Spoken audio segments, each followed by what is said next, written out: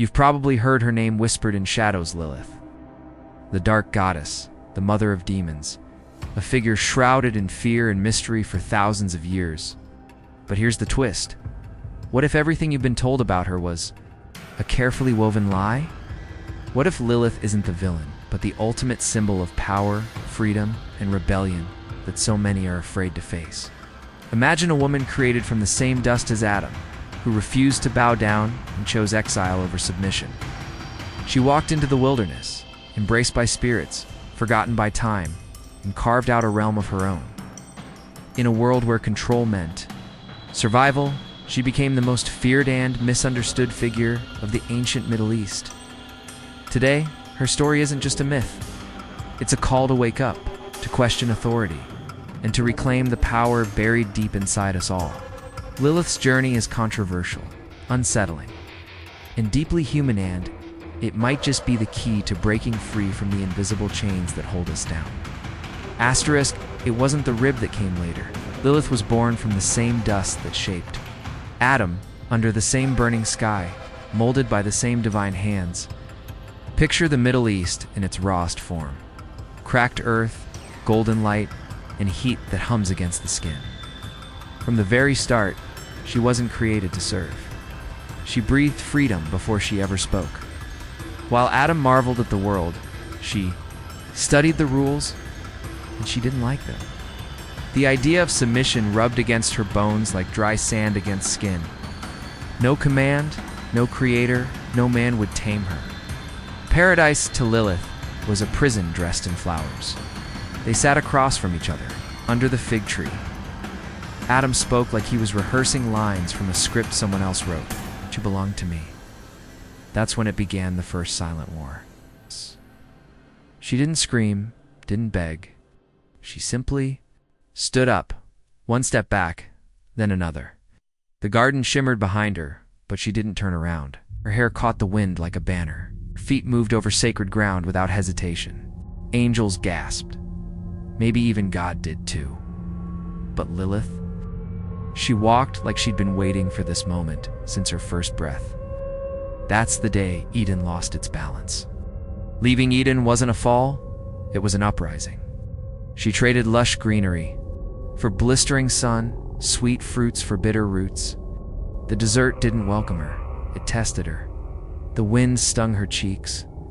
Stones burned her soles. Every step screamed.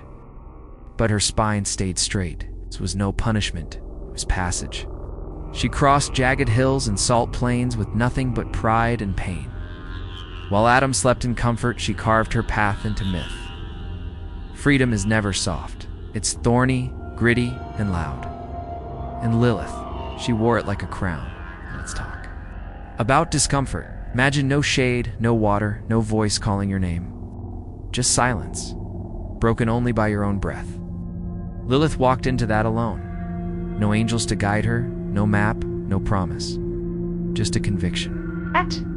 She would not kneel, not to Adam, not to heaven, not to fate. Every blister on her feet was a badge. Every drop of sweat, a hymn. It was a kind of initiation, a ritual by suffering. And in that raw space, she became something else. Not woman, it's not wife. Something older, something wild. Why does this matter? Because no one tells you the cost of freedom. They glamorize the rebellion, skip the survival. But Lilith's story isn't painted on cathedral ceilings, it's written in sandstorms and scars. She didn't just leave Eden, she rejected a cosmic hierarchy. While Adam named the animals, she named herself. While he waited for instructions, she built instinct. The garden gave him order, the desert gave her power. It's no wonder they buried her in myths and turned her into a warning. Her existence was a question no one wanted to answer. Centuries later, they'd call her demon, seductress, baby killer. But back then, she was simply free. And freedom, especially from male authority, was terrifying. Even now, people squirm when they hear her name. But isn't that telling? Most dangerous women in history are the ones who didn't apologize. Lilith didn't bite an apple. She spat out the script. She chose exile over obedience, pain over comfort, truth over peace.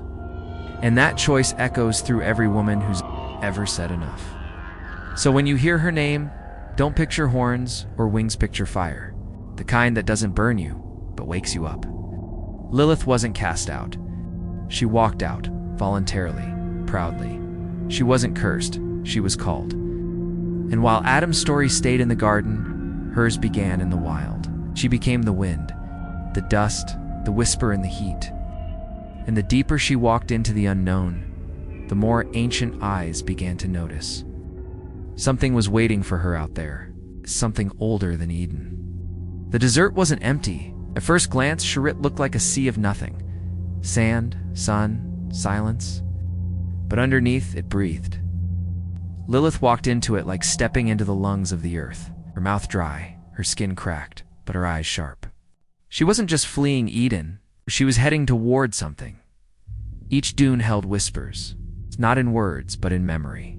Ancient, heavy. Spirits older than scripture stirred beneath her feet. They didn't speak like angels. They hissed, groaned, pulsed, and she listened. Not out of fear, but curiosity. Modern folks talk about energy like it's a spa vibe. Lilith felt energy in the form of sandstorms that skinned her alive. Heat waves that made her hallucinate shapes in the horizon, only they weren't. Illusions. They watched her. These were not demons like in horror movies. They were forces, raw, formless, waiting for a will strong enough to awaken them. And Lilith, stripped of Eden's comfort, was becoming that will. She didn't chant. She didn't kneel. She noticed, and that's when they noticed her back. Eyes in the heat, fingers in the wind. She found the first spirit beneath a cracked acacia tree. No leaves, no shade, just bone-dry silence. The air changed dense, vibrating like a plucked string. A figure emerged, not man, not beast. It had no name, only hunger, not for flesh, but for purpose. "You are not afraid," it rasped. Lilith smiled. "Why should I be?" That moment sealed something unspoken. The spirit didn't attack, it bowed. Recognition passed between them. Like two predators meeting under moonlight, no threats, just respect. She wasn't just surviving the desert. She was learning its language. Back in Eden, everything was labeled lion, tree, river. Here, nothing had names. You had to feel what things were. Lilith learned through heat stroke and instinct. Came to her in forms both grotesque and glorious. A serpent made of smoke, a child with empty eyes, woman made of thorns. Each one offered pieces of something. Lost fragments of forbidden knowledge, echoes from before creation. They didn't preach, they showed.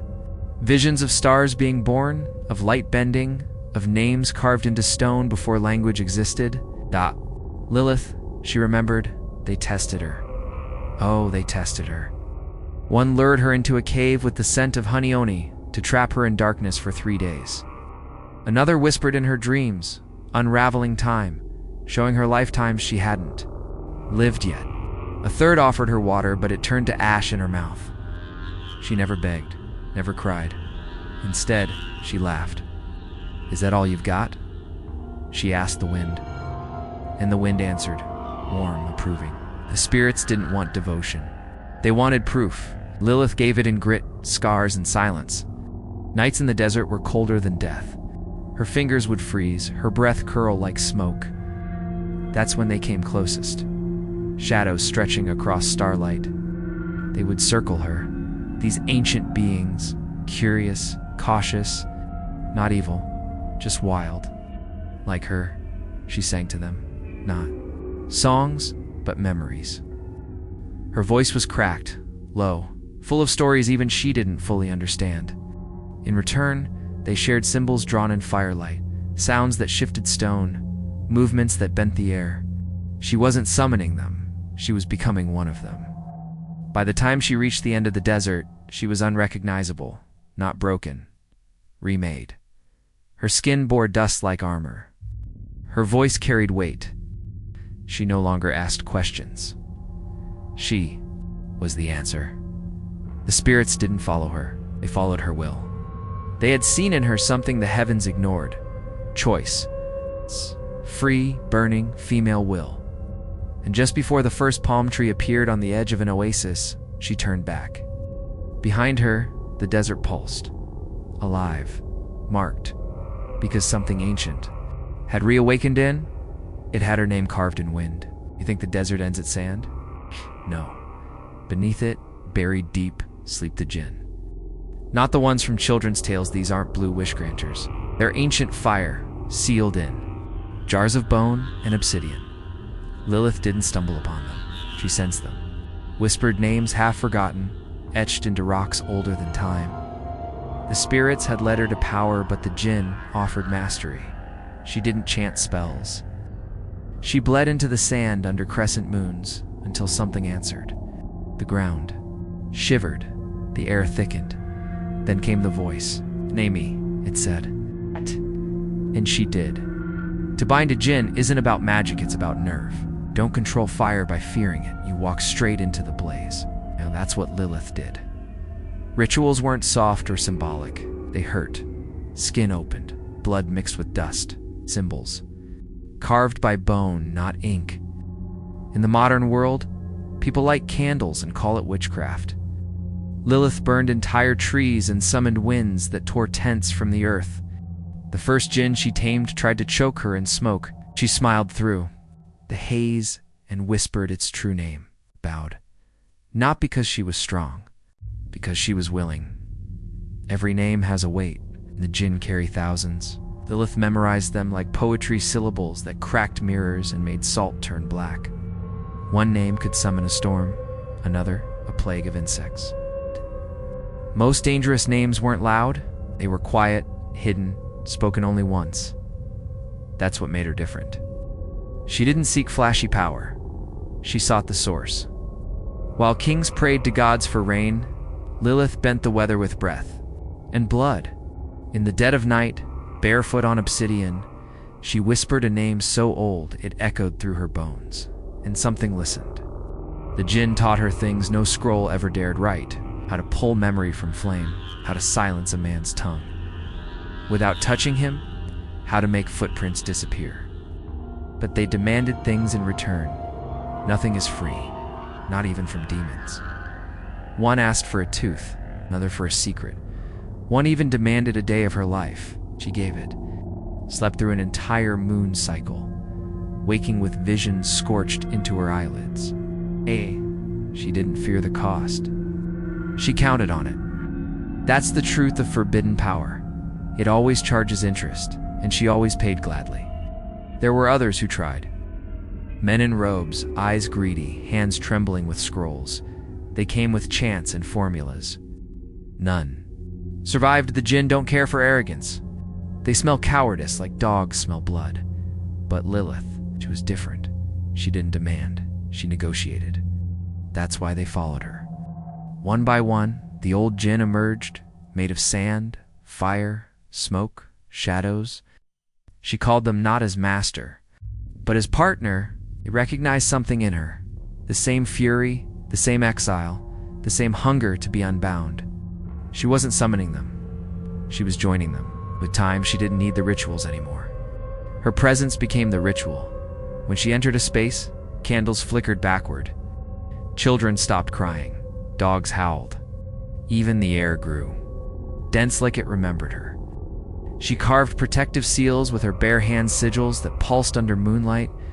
At night, the jinn would whisper stories in her ear: the fall of cities, the sins of kings, the secrets no temple dared write. And she wrote them. Not on paper, but into her blood, her walk, her breath. She became a living archive of forbidden things. There's a reason her name is erased from holy texts. It's not because she was evil, but because she knew. What? Hid beneath the sand, what listened in the fire, what bled through language. She held the names of beings older than angels. She kissed the mouth of chaos and walked away smiling. And as her power grew, so did the rumors. Villages said her shadow moved before her. Soldiers claimed their blades rusted when she passed. But those who truly saw her, they didn't speak. Not because they were afraid, because they were in awe, and they knew she wasn't done. He ruled with wisdom, they say. Saloma, the man who spoke with animals, commanded spirits, built temples that bent time. But there's a part of his story no scribe dared write, because one night, under a sky thick with incense and tension, he summoned her. Not an angel, not a prophet. Lilith. He didn't kneel. She didn't bow. They simply stewed two forces that mirrored each other, exile and empire.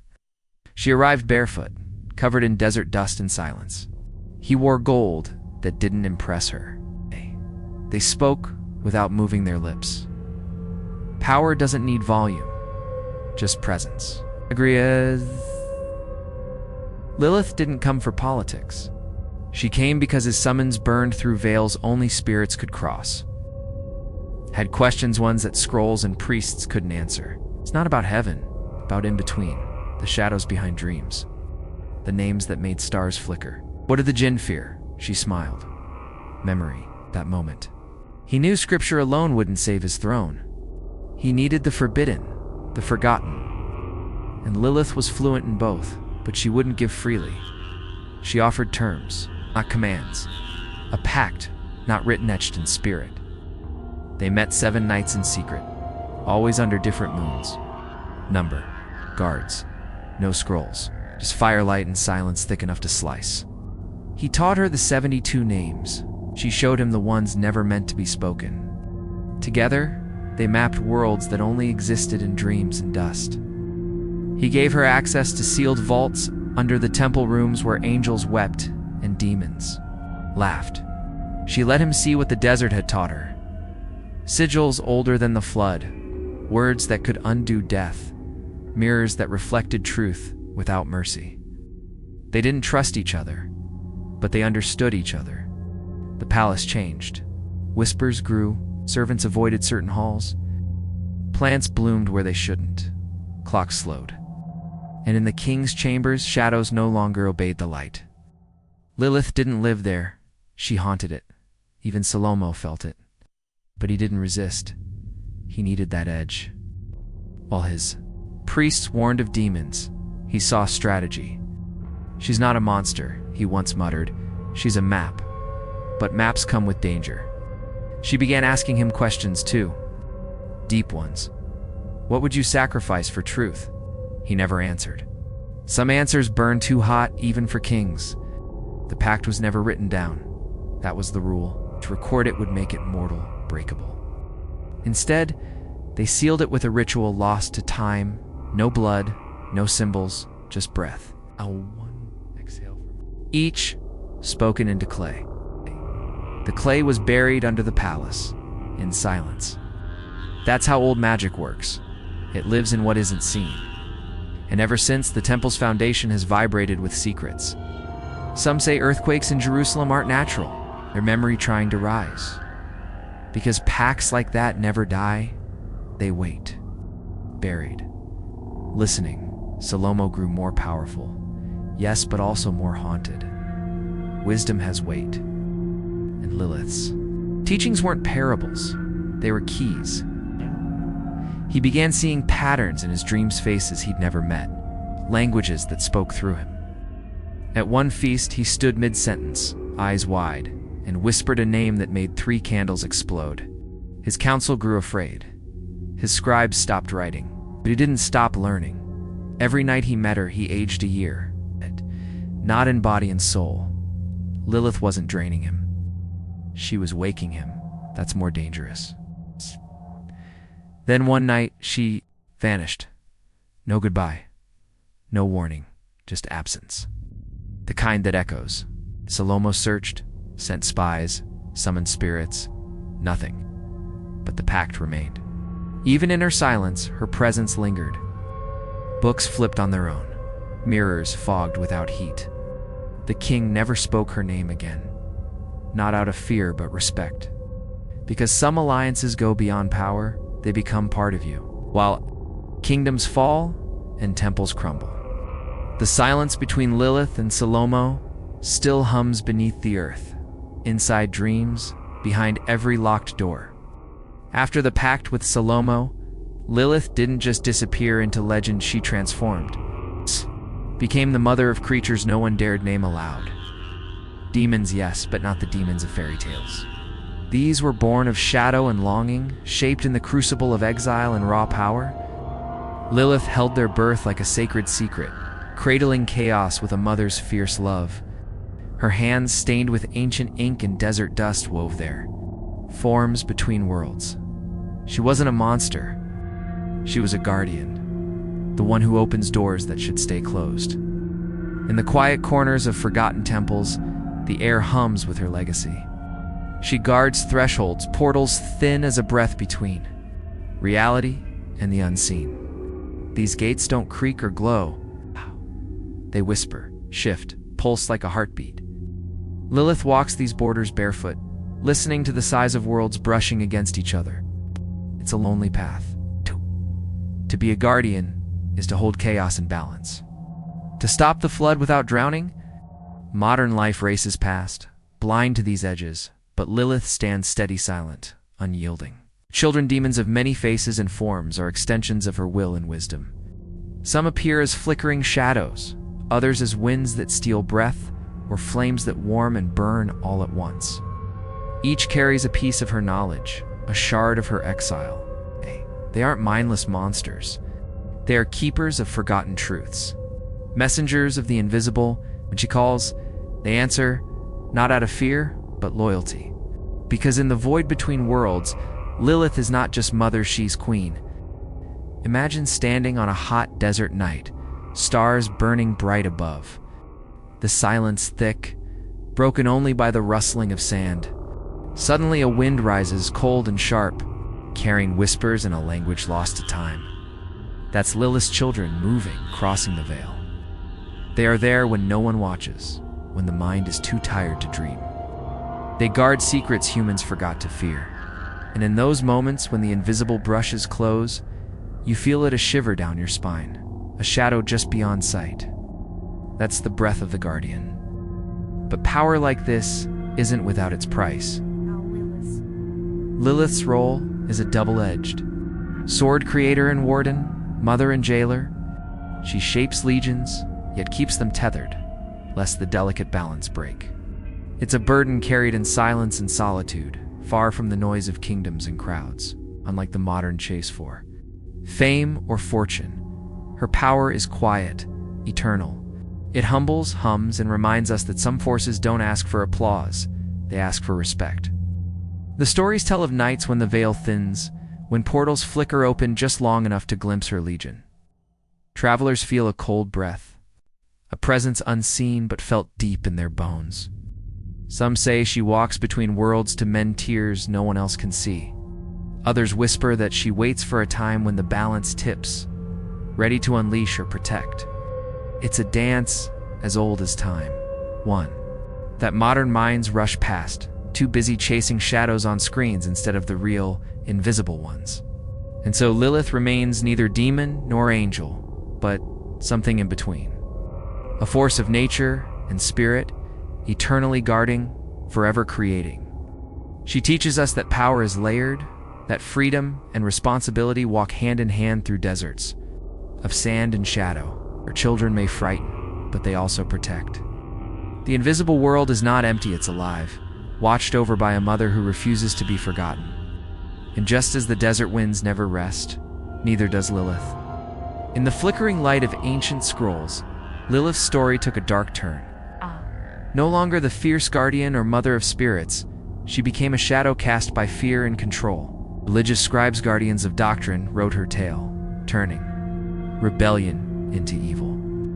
Her strength, once admired in whispers, was twisted into menace. Imagine a powerful woman in a world that demands silence. She becomes a warning, a scarecrow for the obedient. The desert winds carried her name, but with each retelling, her truth was buried deeper under layers of fear. Scriptures didn't just tell stories, they shaped minds. Lilith's image morphed from a figure of power to a demoness haunting the night. Mothers whispered her name to frighten children. Clergy used her as a symbol of sin and temptation. But this wasn't just mythology, it was control, suppressing what Lilith represented.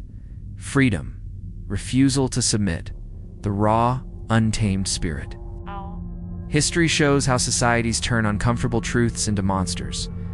Lilith became a mirror for collective anxieties, erased from her own origins, condemned for daring to exist. She was blamed for sleepless nights, and mysterious ailments demonizing her made her responsible for the unknown. The unseen fears of societies got bottled into her name. But if you listen closely, beneath the accusations, there's a whisper of respect. Fear often masks reverence. Those who feared Lilith also feared what she represented: power outside patriarchal hands. It's like watching a candle's flame flicker in the dark. Some see light, others see threat. The ancient text painted her as chaos, but chaos sometimes is just misunderstood order. Despite this, Lilith's story never fully disappeared. It survived in hidden texts, whispered legends, and secret rites. In the shadowed corners of the Middle East, some still spoke her name not as a curse, but a call. Her figure became a secret code, a beacon for those resisting erasure. She embodied rebellion not just against gods, but against systems that silenced voices. Her demonization was a battle, but one she never truly lost. Instead, it forced her into invisibility, a kind of survival by becoming legend. It's tempting to see Lilith as just a villainess, but that's a shallow reading. Her story reflects the tension between order and freedom, control and chaos. The scriptures gave her a mask, but behind it is a complex figure, a woman who claimed her right to exist on her own terms. The more she was demonized, the stronger her myth grew underground. In many ways, she became the ultimate outsider, both feared and revered, a figure too potent to be ignored, yet too dangerous to be accepted. The demonization also mirrors the cultural shifts sweeping through the ancient world: patriarchal systems solidifying power, suppressing dissent, and rewriting history to suit rulers. Lilith became a symbol not just of female rebellion, but of all suppressed voices. To erase her, they had to rewrite the rules of belief itself. The Middle Eastern landscape, with its deserts and temples, witnessed this transformation, a spiritual battlefield where stories shaped reality. Lilith's exile became eternal, not by choice, but by decree. Today, as we peel back centuries of myth, Lilith's demonization challenges us to rethink history and power. Her shadow still lingers in culture, religion, and even our fears. Beneath it lies a call, a reminder that what is hidden or feared might just be the key to freedom. The story doesn't end in darkness. Instead, it waits for those brave enough to look beyond the mask. And so, the question remains, how do we reclaim what was lost in the silence? Lilith's journey is far from over, on a world buzzing with noise and screens. Lilith's spirit wakes from ancient dust. She's no longer just a shadow in old stories, she's a symbol pulsing with new life.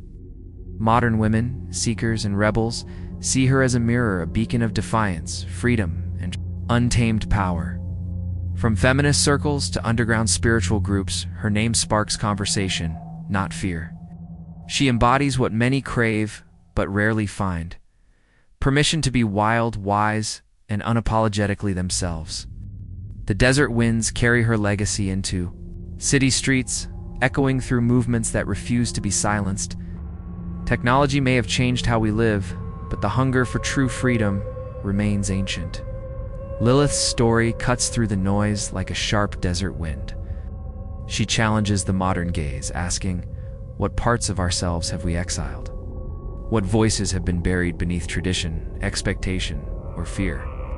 In today's world, she's less about demonization and more about reclaiming hidden truth, spirituality unbound by dogma, power not tied to patriarchy. She reminds us that the invisible is alive, waiting to be seen and embraced, not feared. Her resurrection is more than mythologies, a cultural shift. Lilith's archetype fuels art, literature, and activism. She's the muse behind songs of rebellion, the silent roar in protests, the spark in late-night conversations about identity and autonomy. But unlike trendy icons, Lilith demands depth. Her power is layered. Complex freedom isn't simple. It's a challenge. Like walking barefoot on hot desert sand, it's raw, real, and sometimes uncomfortable. Yet that discomfort is where growth lives, where transformation begins. Modern spirituality borrows from Lilith's hidden knowledge. She teaches that power is not given, it's taken, earned, and fiercely guarded. Women and men alike dive into rituals inspired by her legacy, calling on forgotten names, honoring shadows, and stepping through unseen portals. These aren't just acts of rebellion, they're reclamations of agency and sacredness. In a world obsessed with control, Lilith's energy whispers a radical truth. The unseen is not powerless. It's potent. It's waiting for those brave enough to wield it. This revival also sparks tension between old beliefs and new freedoms, between silence and voice. Not everyone embraces Lilith's return. Some still cling to the narratives that painted her as a monster. But history has shown us that archetypes evolve. Lilith's shadow grows, not to frighten, but to illuminate. She pushes boundaries, shatters expectations, and invites us to explore the edges where magic and reality blur. In this space, the invisible becomes visible, and power shifts from fear to understanding. The Middle East cradle of her origin now holds a mirror to this change. Women there and across the world connect with Lilith's spirit, not as a relic, but as a guide. Her journey from exile to empowerment resonates deeply in cultures wrestling with tradition and change. Lilith teaches that reclaiming one's power is a form of resistance and survival. She bridges past and present, reminding us that history is not fixed but alive, breathing through those who dare to rewrite their own stories. So Lilith walks again, not through deserts, but digital landscapes and crowded streets. Her name echoes in whispered prayers and loud protests. She invites us to question, to rebel, and to reclaim the parts of ourselves we've left behind. The invisible is no longer unseen. It's a force rising, shaping new worlds. And the journey, much like the desert's endless horizon, stretches on, inviting all who listen to step beyond fear and into freedom. Asterisk. Now, as this journey through the shadows of Lilith's world comes to a pause, it's time to reflect. What does her story mean for you today? In the ancient deserts, Lilith stood as a symbol of refusal to conform, a challenge to the rules that sought to cage her spirit. So ask yourself, what parts of your own spirit have you silenced to fit in? What unseen forces are waiting for you to awaken? Lilith's tale is more than legend. It's an invitation to reclaim your autonomy, to embrace the invisible powers that lie within. Don't let fear dictate your story. Will you let old narratives define your path? Or will you rise like Lilith and forge your own? If this glimpse into the unseen has stirred something in you, don't keep it locked away. Subscribe, turn on notifications, and join us as we continue peeling back the layers of hidden knowledge. After all, the invisible world is waiting, and it's more powerful than you think.